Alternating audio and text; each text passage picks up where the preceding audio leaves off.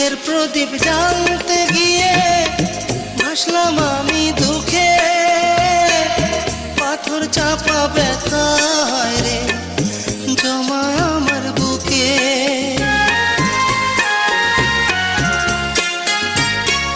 সুখের প্রদীপ জ্বালতে গিয়ে ভাসলাম আমি দুঃখে, পাথর চাপা ব্যথায় আমার হায়রে জমা বুকে।